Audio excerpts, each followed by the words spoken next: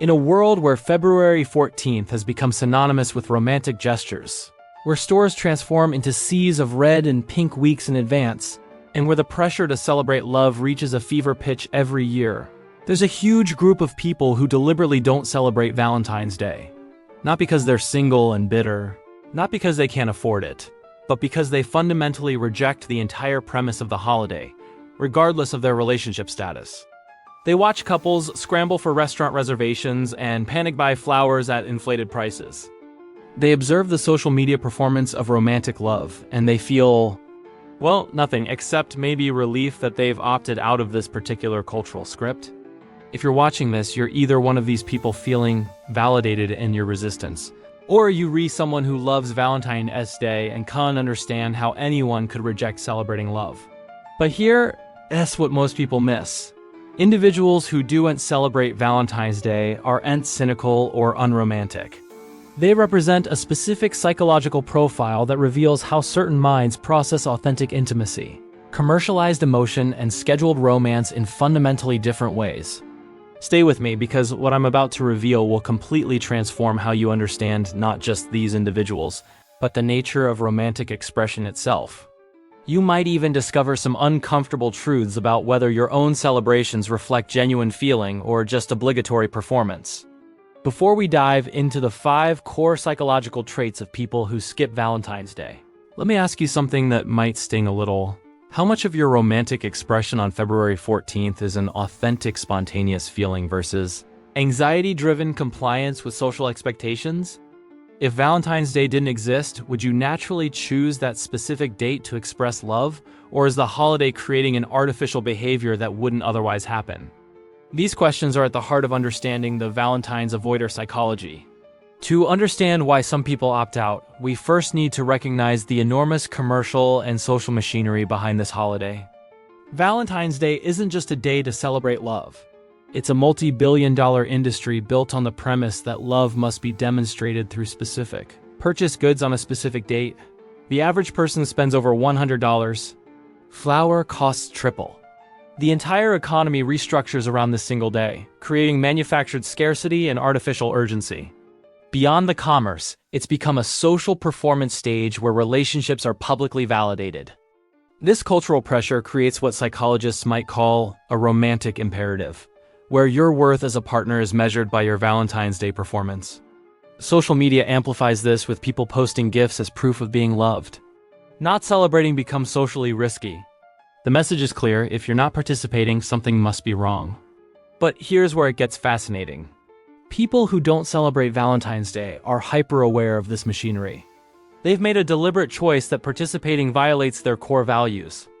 This isn't about being a contrarian. It's a principled resistance rooted in 5 distinct psychological traits. First, they have high authenticity needs and emotional expression. These individuals are deeply uncomfortable with performing emotions on schedule. Think about it. Regardless of how you genuinely feel on February 14th, you're expected to perform romantic behavior. For people with high authenticity needs, this scheduled emotion feels fake. It's like having to perform a script written by a greeting card company. These are often deeply romantic people who express love spontaneously throughout the year, but they will not force it on command. They know authentic love is spontaneous and internally motivated, not scheduled and externally mandated. They'd prefer one genuine romantic gesture in July over a dozen obligatory ones in February. Second, a strong resistance to the commercialization of intimate experiences. Valentine's Day is the purest example of capitalism colonizing intimacy, where love becomes a product to be purchased. You prove you care by how much you spend. For people who reject the holiday, this feels grotesque. They see love existing in attention, presence, and shared experience, none of which can be bought. They've often observed that the biggest Valentine's displays sometimes compensate for a lack of real connection. This resistance often extends to other parts of their lives. They might reject the excesses of the wedding industry or value homemade gifts over purchased ones. Research consistently shows that people who define relationships through consumption report lower satisfaction than those who prioritize non-commercial connection. Third, relationship security and internal validation. For many, Valentine's Day provides external validation that they're loved. The public gestures, the social media posts, it's social proof. But people who don't celebrate typically have a relationship security that doesn't need external validation. If they're in a relationship, they feel secure based on daily actions and consistent behavior, not one day's performance. They don't need flowers delivered to their office so coworkers see that they're loved. Their romantic worth is validated internally. If they're single, they don't see Valentine's Day as proof of inadequacy, because their self-worth isn't tied to their relationship status. This points to a strong sense of self, independent of external approval. Fourth, autonomy over relationship expression and an anti-conformity mindset. Valentine's Day is a massive pressure to conform, where everyone is expected to express love in the same way, on the same day. For people who skip it, this one-size-fits-all approach feels suffocating. They believe how they express love should be unique to their relationship, not dictated by what Hallmark suggests. This autonomy often reflects a broader anti-conformity orientation. These are people who question social scripts, who don't do things just because everyone else does. They have a strong internal compass that overrides external pressure. Research shows that people with high autonomy report greater life satisfaction because their choices genuinely reflect their own preferences. And the fifth trait, an extended time horizon for romantic expression. Valentine's Day operates on the assumption that love can be demonstrated in a concentrated burst on one day. But people who don't celebrate typically evaluate relationships over much longer timescales. They care if a partner is consistently kind and emotionally available over months and years, not whether they perform spectacularly on February 14th. They know someone can give elaborate gifts while being a terrible partner the other 364 days. From this long-term perspective, a single day's performance becomes nearly meaningless as a measure of a relationship's quality.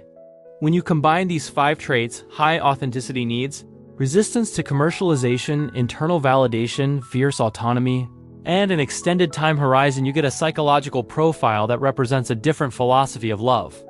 These people aren't hostile to romance. They're operating from values that prioritize authentic connection over scheduled performance and substance over spectacle. Here's the profound insight. Valentine's Day reveals a tension that exists in all relationships between authentic feeling and social performance. Those who celebrate find value in the holiday as a ritual or an excuse to prioritize romance. These are legitimate benefits. But those who reject it resolve the same tension differently by refusing to let external pressures dictate how they express love. Neither approach is objectively superior, but they reflect genuinely different philosophies. So, what does this mean for you? If you love Valentine's Day, this should create compassion for a partner or friend who wants to opt out.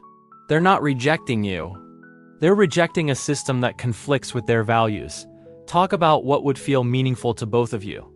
If you don't celebrate Valentine's Day, I hope this provides validation. Your rejection isn't cynicism. It's rooted in legitimate values like authenticity, autonomy, and long-term connection. You're not less loving for refusing to perform love on schedule.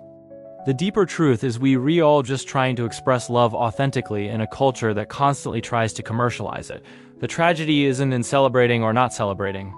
The tragedy is in performing a romance you do not feel or judging others whose authentic expression looks different from the script. Now I want to hear from you. Do you celebrate Valentine's Day enthusiastically, reluctantly, or not at all? Drop your thoughts in the comments. I read everyone, and this topic always generates fascinating perspectives. If this video helped you understand someone better, or gave you permission to question things, hit that like button. And if you want to keep exploring the psychology behind our social rituals, subscribe now and hit the notification bell. Remember, whether you celebrate with roses and chocolates or by simply sharing a quiet moment on a random Tuesday, what truly matters is that your expressions of love are genuinely felt. That's the only romance worth having. Thank you for watching.